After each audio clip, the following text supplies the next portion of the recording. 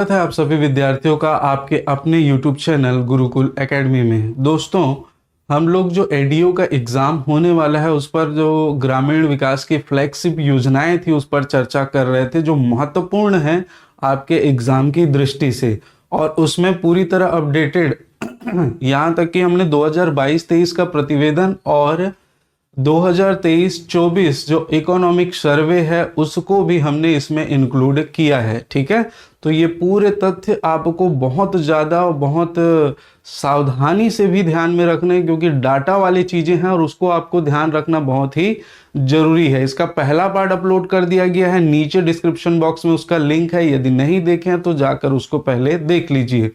आज second part है और जैसा कि आपने देखा होगा आज हम बात करेंगे जो महात्मा गांधी राष्ट्रीय ग्रामीण रोजगार गारंटी योजना में पारदर्शिता, उत्तरदायित्व एवं भुगतान की जो प्रक्रिया है उसके संबंध में। ठीक है, तो चलिए प्रारंभ करते हैं। देखिए, ये जो योजना है दोस्तों, उसमें पारदर्शिता होनी चाहिए। मतलब ऐसा नहीं कि छुपा छुपा ही कुछ कार्यक्रम हो, वो सभी जाने कि क्या हो रहा है, कितने में हो रहा है, क्या स्थिति है वर्क की, है ना, कार्य की क्या स्थिति है, ये गांव के सभी लोग जाने। अगर ग्रामीण स्तर पर कार्य हो रहा है तो इसको बहुत ढंग से आप समझिएगा, तभी पारदर्शिता आएगी, है ना। नहीं तो पता चल रहा है कि बीच वाले लोग कहीं से सीमेंट ला रहे हैं, कहीं से गिट्टी, और बीच में पैसा खा गए। तो ये सिचुएशन ना हो, इसी को ही क्या कहते हैं, पारदर्शिता। और इसके लिए जवाबदेही जो तय की जाती है ना, उत्तरदायित्व एवं भुगतान। तो देखिए, सबसे पहले हम देखें तो इसके तहत भारत सरकार के द्वारा जो है वो ग्रामीण विकास मंत्रालय, भारत सरकार ग्रामीण विकास मंत्रालय के द्वारा इस योजना के लिए एक सामाजिक अंकेक्षण इकाई का गठन किया गया है। सामाजिक अंकेक्षण इकाई, सामाजिक अंकेक्षण, देखिए समाज में एक प्रत्यय जुड़ा है, समाज से संबंधित। अंकेक्षण का मतलब होता है लेखाओं की जांच करना।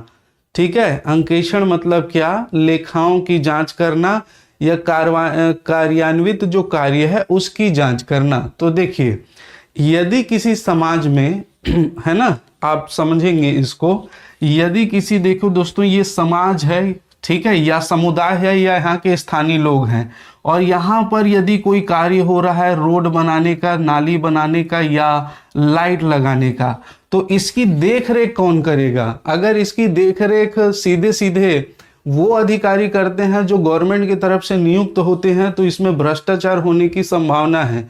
तो ऐसी स्थिति में क्या किया गया है, सामाजिक अंकेक्षण, मतलब इस समाज के लोग, इस समुदाय के लोग, जहां पर ये कार्य किया जा रहा है वहां के लोगों द्वारा इसका देखरेख करना, इसकी जांच करना सुनिश्चित करता है सामाजिक अंकेक्षण इकाई। सामाजिक अंकेक्षण इकाई एक अवधारणा है जो बहुत ही जरूरी है मनरेगा के लिए। स्थानीय लोगों द्वारा जो है वो इसका अंकेक्षण किया जाता है, जांच किया जाता है, देखरेख किया जाता है। स्थानीय लोगों द्वारा, समाज के लोगों द्वारा, समुदाय के लोगों द्वारा या उनके द्वारा नियुक्त व्यक्तियों द्वारा किया जाता है। इसे हम सामाजिक अंकेक्षण कहते हैं।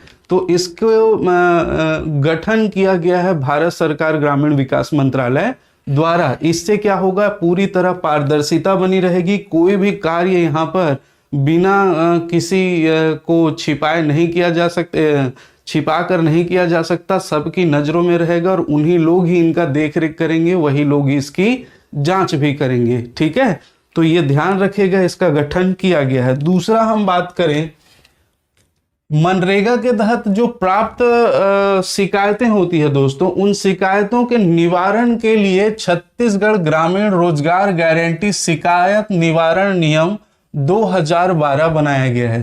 छत्तीसगढ़ ग्रामीण रोजगार गारंटी शिकायत निवारण नियम 2012 बनाया गया है। ठीक है, जो भी मनरेगा से संबंधित शिकायतें हैं वो निपटाए कैसे जाएंगे, तो उसके लिए एक नियम बनाया गया है, तो इसको ध्यान रखिएगा। और इसी नियम के लिए, इसी नियम जो प्राप्त शिकायत है उन शिकायतों का त्वरित निराकरण हो और लोगों की समस्याएं तुरंत सॉल्व हो जाए, इसके लिए दोस्तों इसमें एक वेबसाइट दिया गया है www.manrega.cg.gov.in। इसे भी डायरेक्ट पूछ लिया जाता है, इसे भी डायरेक्टली पूछ लिया जाता है। तो इस मनरेगा के तहत प्राप्त जो शिकायत है उन शिकायतों का जल्द से जल्द निराकरण किया जा सके, इसके लिए ऑनलाइन व्यवस्था की गई है इस वेबसाइट के माध्यम से। इस वेबसाइट में आप चेक कर सकते हैं कि शिकायत कब की थी, निराकरण हुआ है नहीं, या क्या स्थिति है।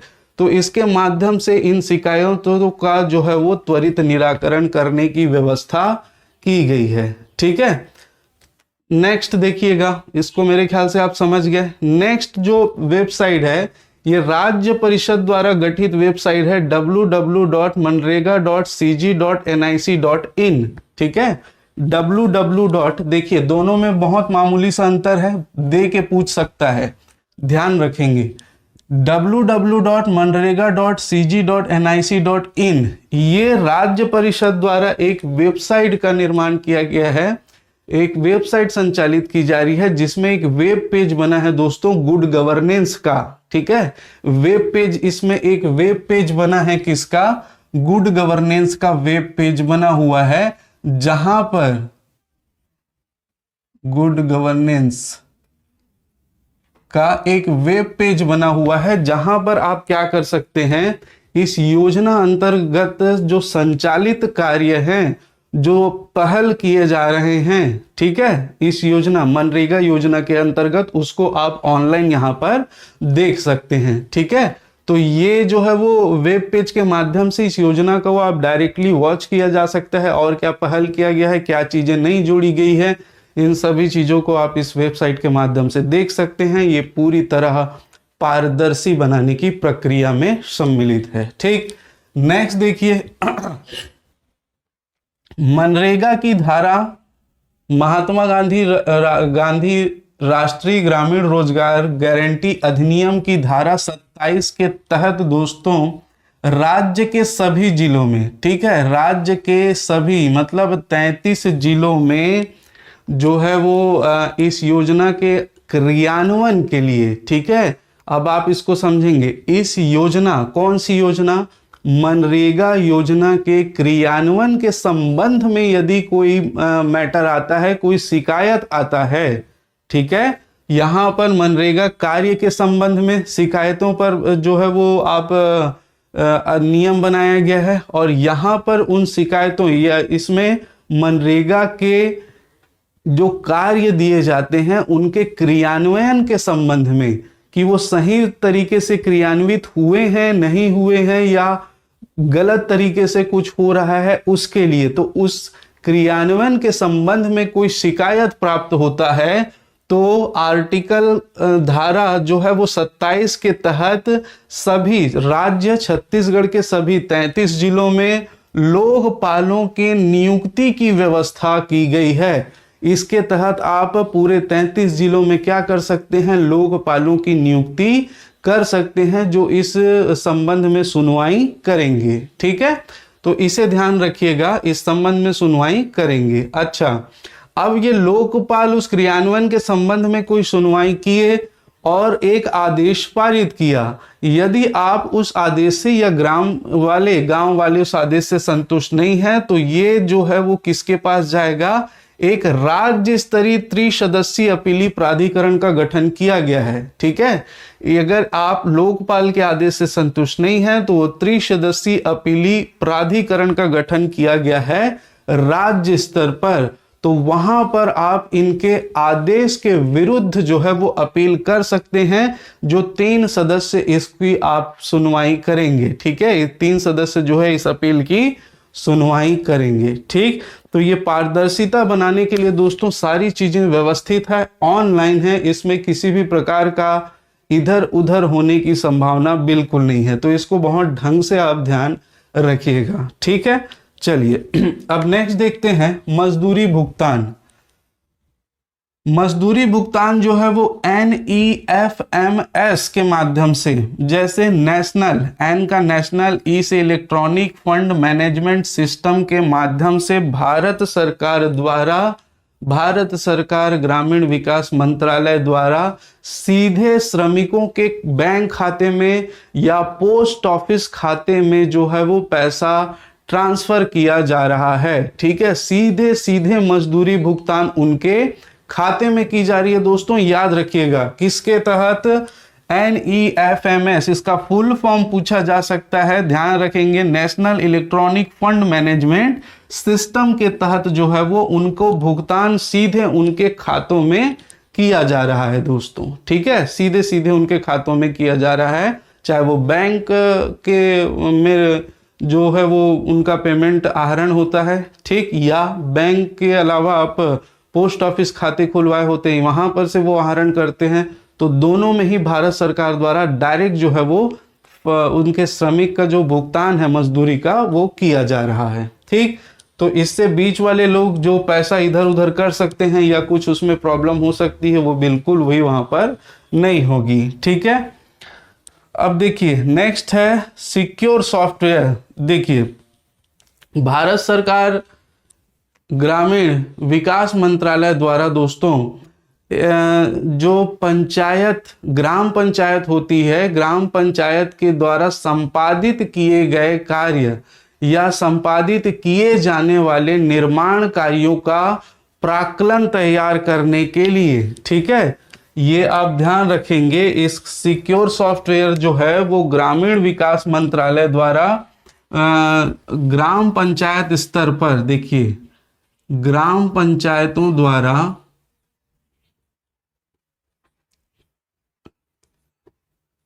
ग्राम पंचायतों द्वारा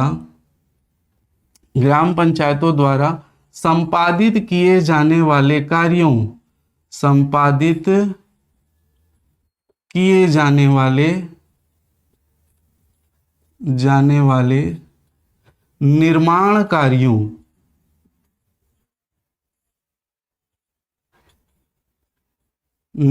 कार्यों के क्या के लिए? प्राक्कलन तैयार करने, प्राक्कलन मतलब लेखा जोखा, प्राक्कलन तैयार करने, इसके अलावा प्राक्कलन तैयार करने, तकनीकी स्वीकृति,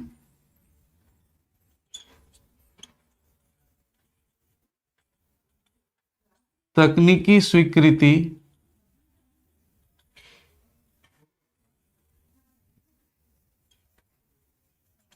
प्रशासकीय स्वीकृति,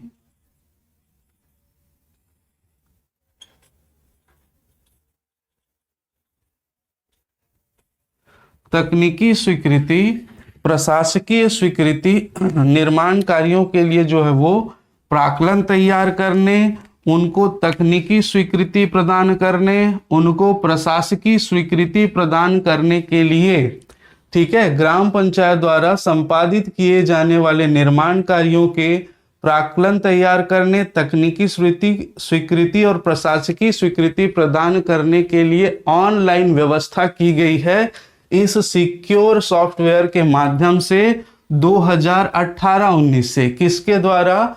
भारत सरकार ग्रामीण विकास मंत्रालय के द्वारा। ये सिक्योर सॉफ्टवेयर जो है उसका फुल फॉर्म है software for estimate calculation using rural for employment, ठीक है। तो इसके माध्यम से व्यवस्थित किया गया है, इन सभी चीजों को ऑनलाइन स्वीकृति दी जा सकती है, ठीक है, ये व्यवस्था किया गया है दोस्तों, ध्यान रखिएगा। चलिए इसके बाद ये प्रोजेक्ट उन्नति, ये मेरे ख्याल से थोड़ा सा और IMP हो जाता है, क्वेश्चन पूछे जाने की संभावना है। इसमें दोस्तों वित्तीय वर्ष, ठीक है, वित्तीय वर्ष 2018-19 से ये प्रारंभ है। इसमें क्या है? तो ये ऐसे हितग्राही या ऐसे परिवार जो 100 दिवस का रोजगार पूरी कर चुके हैं, ठीक है, ऐसे परिवार जो 100 दिवस का रोजगार पूर्ण कर चुके हैं, उन परिवार के जो हितग्राही परिवार जो है उसके सदस्यों को क्या दिया जाएगा? प्रशिक्षण दिया जाएगा। अच्छा, इसका मेन उद्देश्य क्या है? देखिए ग्रामीण स्तर पर लोग जो डिपेंड है टोटली, आप जानते हैं किस पर, जो अकुशल श्रमिक हैं, जिनके पास कोई क्षमता नहीं है, मतलब जैसे लोहार बढ़ई मैंने बताया था, या कोई टेक्नीशियन है, इलेक्ट्रीशियन है, तो इस प्रकार की क्षमता नहीं है, वे क्या करते हैं? केवल मनरेगा पर डिपेंड रहते हैं। तो हमारी सरकार द्वारा एक और पहल की गई कि ऐसे लोगों को प्रशिक्षित किया जाए जो 100 लोगों का 100 दिन का रोजगार पूरी कर चुके हैं, तो उनको प्रशिक्षण दिया जाए और प्रशिक्षण देकर जो है उनको स्वयं रोजगार के लिए और स्वरोजगार के लिए प्रेरित किया जाए। ठीक है, वो खुद रोजगार प्राप्त कर सके या को स्वयं का रोजगार प्राप्त कर सके, इस प्रकार की जो है वो व्यवस्था की गई है। किसके माध्यम से? प्रोजेक्ट उन्नति के माध्यम से। ये कब से चालू हुआ है? तो ये वित्तीय वर्ष 2018-19 से। किसको क्या होता है इसमें? तो जो हितग्राही परिवार ये 100 दिन का रोजगार कर चुके हैं, जिस परिवार, उनके सदस्यों को आर सेती, ठीक है, आर सेती, DDU, GKY और KVK के माध्यम से प्रशिक्षण, उनकी रुचि, जिसमें उसकी रुचि है, जैसे किसी का इलेक्ट्रिशियन में रुचि है, किसी का और किसी चीज में रुचि है, तो उनके रुचि के अनुसार उनको प्रशिक्षण दिया जाता है और प्रशिक्षित करके उनको स्वरोजगार के लिए प्रेरित किया जाता है। आर शेती मतलब ये है, फुल फॉर्म इसका याद रखेंगे ढंग से दोस्तों, rural self employment training institute. ठीक है, ग्रामीण स्वरोजगार प्रशिक्षण संस्थान। ठीक, rural self employment training institute, तो ग्रामीण स्वरोजगार प्रशिक्षण संस्थान। DDU मतलब दीन दयाल उपाध्याय ग्रामीण कौशल योजना, इसको ध्यान रखिएगा, बहुत इंपॉर्टेंट है। दूसरी संस्था दीन दयाल उपाध्याय ग्रामीण कौशल योजना सॉरी, और उसके बाद KVK किसान कृषि विकास केंद्र। KVK का अर्थ है कृषि विकास केंद्र। तो इन तीनों संस्थाओं के माध्यम से प्रशिक्षण दिया जाता है और प्रशिक्षण देने के बाद उसको रोजगार के अवसर उपलब्ध कराए जाते हैं या वो स्वयं रोजगार जो है वो करता है। ये है प्रोजेक्ट उन्नति, इसको ध्यान रखिएगा।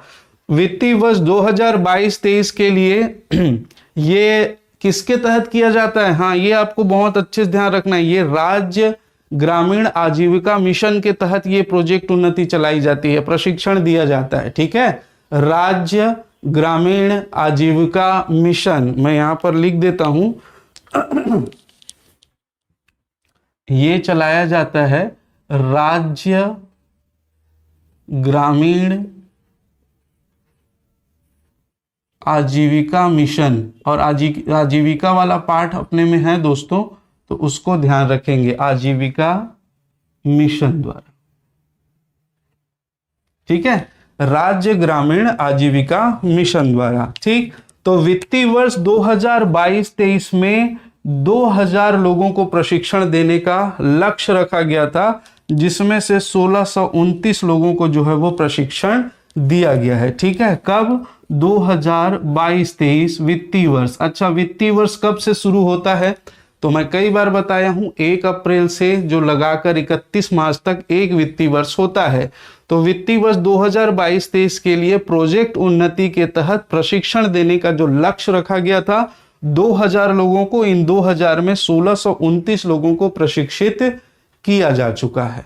ठीक, तो ये पारदर्शिता, उत्तरदायित्व एवं भुगतान से संबंधित जो मोस्ट इंपॉर्टेंट हैं सभी चीजें मैंने बता दी हैं, जो प्रशासकीय प्रतिवेदन में और आर्थिक सर्वेक्षण में। तो ये बहुत ज्यादा इंपॉर्टेंट है, इसको ध्यान रखिएगा। चलिए, और ये चार्ट 2 VVIMP है दोस्तों, वेरी वेरी इंपॉर्टेंट। ठीक, देखिए, योजना में अभी तक जो है वो महात्मा गांधी ग्रामीण रोजगार गारंटी योजना में हम बात कर रहे हैं कब? वित्तीय वर्ष 2022-23 की। तो योजना में शामिल ये दोनों आंकड़े मैं बार बार बता रहा हूं, आर्थिक सर्वेक्षण और प्रशासकीय प्रतिवेदन दोनों से ही लिए गए हैं। योजना में शामिल जिले हैं 28। योजना में कुल कितने जिले शामिल हैं? 28। कब तक की बात कर रहा हूं मैं? वित्तीय वर्ष 2022-23 की, है ना। तो योजना में शामिल जिले हैं 28। अब जारी जॉब कार्ड संख्या, तो टोटल जॉब कार्ड संख्या, जॉब कार्ड जानते हो एक परिवार के लिए दोस्तों, हितग्राही परिवार के लिए एक जॉब कार्ड जारी किया जाता है, जिसमें उसकी आयु, उसका पूरा डिटेल, नाम, पता वगैरह सब रहता है। तो वहां पर कितने जारी किए गए हैं? 39,82,80 जॉब कार्ड जारी किए गए हैं वित्तीय वर्ष 2022-23 में। ठीक है, अब मांग के आधार पर उपलब्ध कराया गया रोजगार, मांग के आधार पर, जितनी मांग थी उसके आधार पर जो रोजगार उपलब्ध कराया गया वो थे 25,74,205। कितना? 25,74,205 परिवार को। किसको? याद रखेंगे, ये परिवार की संख्या है। परिवार को जो है वो रोजगार उपलब्ध कराया गया है। टोटल रजिस्टर्ड थे, जॉब कार्ड जिसको दिया गया था वो थे 39 लाख, रजिस्टर्ड थे 39,82,080, और जितने परिवारों को रोजगार उपलब्ध कराया गया वो थे 25,74,205 परिवार। ठीक है। प्रस्तावित मानव दिवस, तो इनके जो प्रस्ताव में जो मानव दिवस था वो 1200 लाख था, 1200 लाख मानव दिवस था, 1200 लाख मानव दिवस। अच्छा, ये मानव दिवस को आप समझ रहे होंगे, फिर भी मैं एक बार बता देता हूं मानव दिवस क्या है। जैसे दोस्तों मानव दिवस एक व्यक्ति है, दो व्यक्ति है, तीन व्यक्ति है, ये चार व्यक्ति है। इस व्यक्ति ने टोटल 50 दिन काम किए, इस व्यक्ति ने टोटल 65 डेज काम किए, इस व्यक्ति ने 75, इस व्यक्ति ने 85। तो ये जितने दिन काम कर रहे हैं, ठीक है, ये जितने दिन काम कर रहे हैं यही इनका कैलकुलेट करके क्या कहलाएगा? मानव दिवस। ठीक है, यही ये 50 इसको जोड़ दीजिए तो कितना हो गया? 5 5 10 5 15, ठीक है, 8 7 15 1 16 22 और 5 27। तो इनका टोटल जो मानव दिवस है दोस्तों 275 मानव दिवस इन लोगों ने जो है वो कार्य किया है। ठीक है, तो इस प्रकार से जो है वो कैलकुलेट, एक एक का जो है मानव दिवस, एक आदमी ने कितना काम किया है ये कहलाता है मानव दिवस। तो यहां पर 1200 लाख मानव दिवस प्रस्तावित थे, लेकिन सृजित किए गए दोस्तों 1325.15 लाख मानव दिवस। इतना जो है वो कार्य लिया जा चुका है। 1325.15 लाख मानव दिवस का कार्य लिया जा चुका है। वहीं देखिए अनुसूचित जाति इसमें कितनी इन्वॉल्व है, तो अनुसूचित जाति से 113.70 लाख मानव दिवस कार्य इनको दिया गया है। ठीक है, मानव दिवस कार्य। और वहीं पर हम बात करें अनुसूचित जनजाति को तो 507.25 लाख मानव दिवस इनको दिया गया। ठीक है, अच्छा ये अलग नहीं है, ये सभी इंक्लूडेड है इसी में। ठीक है, ये सभी जो है वो 1325 में कितने अनुसूचित जाति को? 113.70 लाख मानव दिवस अनुसूचित जाति को, अनुसूचित जनजाति को 507.25 लाख मानव दिवस, और महिलाएं, ये बहुत ज्यादा इंपॉर्टेंट है, महिलाओं को 705। देखिएगा प्रशासकीय प्रतिवेदन में और इकोनॉमिक सर्वे में अलग अलग है। ये इसमें जो है दोस्तों आंकड़ा और दिया हुआ है आपको 702, क्योंकि वो थोड़े दिन का हेर फेर है, इसीलिए ये 702 मिलता है। कोई इशू नहीं है, आप दोनों को ध्यान रखिएगा।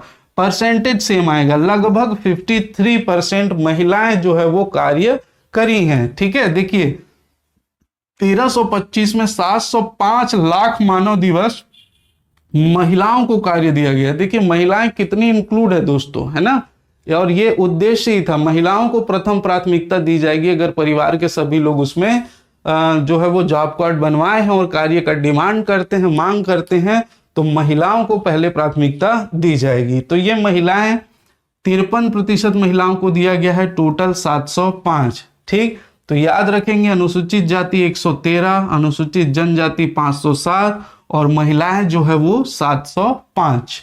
ये 507 को उल्टा कर देंगे 705। ठीक है, चलिए सृजित मानव दिवस बहुत इंपॉर्टेंट है और ये प्रस्तावित भी इंपॉर्टेंट है, ये सभी डाटा इंपॉर्टेंट है दोस्तों। नेक्स्ट देखिए 100 दिवस का रोजगार पूर्ण करने वाले परिवारों की संख्या। तो 100 दिन का रोजगार जो परिवार पूर्ण कर चुके हैं उनकी संख्या है 3,51,292। कितना है? 3,51,292 जिन्होंने पूरा 100 दिवस का रोजगार पूर्ण किया है। अच्छा, इसे आप कैसे समझेंगे? तो देखिए, इन लोगों ने रजिस्ट्रेशन तो किया, ठीक है, कितना? 39.82 लाख जॉब कार्ड जारी किए गए, मतलब परिवार थे, ठीक है, जिसमें इतने 25,74,205 परिवारों ने जो है वो उनको रोजगार उपलब्ध कराया गया। लेकिन इसमें पता है कि आपको 100 दिवस का रोजगार दिया जाता है। तो ऐसे कितने परिवार हैं इनमें से जिन्होंने पूरे के पूरे 100 दिन का जो रोजगार पूरा किया है? ठीक है, इसमें भाई, इसमें से ये जो परिवार हैं, ये परिवार हो सकता है इसने 75 दिन काम किया, हो सकता है इसने 90 दिन काम किया हो, है ना, लेकिन ये हो सकता है 100 दिन किया हो, ये भी 100 दिन किया हो, और ये भी 100 दिन किया हो। तो ये पूरे में से ऐसे कितने लोग हैं जिन्होंने 100 दिन का रोजगार कंप्लीट किया है? तो यही इसका आंकड़ा है दोस्तों। इन परिवारों में से 100 दिवस का रोजगार पूर्ण करने वाले परिवार की संख्या है 3,51,292। तो इसको आप ध्यान रखेंगे, ठीक है। नेक्स्ट, ये अभी नवीनतम आंकड़ा दिया गया था आपके आर्थिक सर्वेक्षण में, तो मैंने उसको भी इंक्लूड कर लिया है, इसको ध्यान रखिएगा। 2023-24 में सितंबर तक 19.93 लाख परिवारों को रोजगार जो उपलब्ध कराया गया है, ठीक है। कब? 2023-24 में सितंबर तक कितने परिवारों को? 19.93 लाख परिवारों को रोजगार उपलब्ध कराया गया। ये अभी लेटेस्ट आंकड़ा है, इसलिए ये सितंबर तक का आंकड़ा है, वित्तीय वर्ष का नहीं है। ये आर्थिक सर्वेक्षण में दिया गया है, आप ध्यान रखिएगा, ये वित्तीय वर्ष का नहीं है। आप इसके मंथ को बहुत ढंग से ध्यान रखेंगे, ठीक है। 2023-24 में सितंबर तक 19.93 लाख परिवारों को रोजगार उपलब्ध कराया गया है, ठीक है। कितना मानव दिवस सृजित किया गया? तो 672.92 लाख मानव दिवस सृजित किया गया, ठीक है। कितना? 672। कब तक की बात कर रहा हूं मैं? 2023-24 में सितंबर तक। कितना? 672.92 लाख मानव दिवस सृजित किया गया है, ठीक है। उसमें महिलाओं का जो है वो योगदान कितना है? तो इसमें महिलाओं का जो योगदान है वो 54% है। कितना है? 54%। तो इसको याद रखिएगा, एक 53% है जो वित्तीय वर्ष का आंकड़ा है महिलाओं का, और आर्थिक सर्वेक्षण 2023-24 में सितंबर तक का आंकड़ा है महिलाओं का जो योगदान है वो 54% है, ठीक है।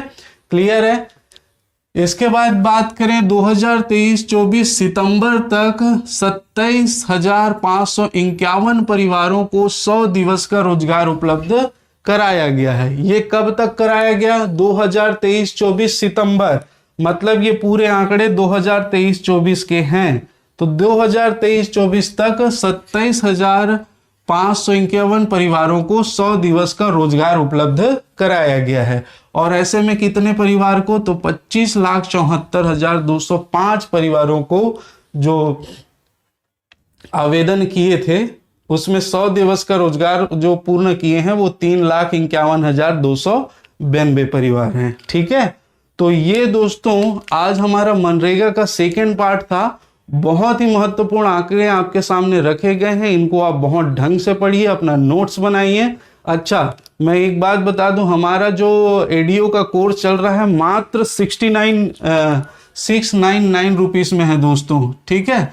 699 रुपए में आपके लिए हम लोग कोर्स लेकर आए हैं, जिसमें पूरे एडीओ के जितने भी सिलेबस में जो विषय दिए गए हैं उनको पूरी गुणवत्ता के साथ A to Z हम लोग कंप्लीट करवा रहे हैं। तो यदि आप ये कोर्स परचेस करना चाहते हैं या इसके बारे में जानना चाहते हैं तो आप इस नंबर पर कॉल कर सकते हैं 9770519143।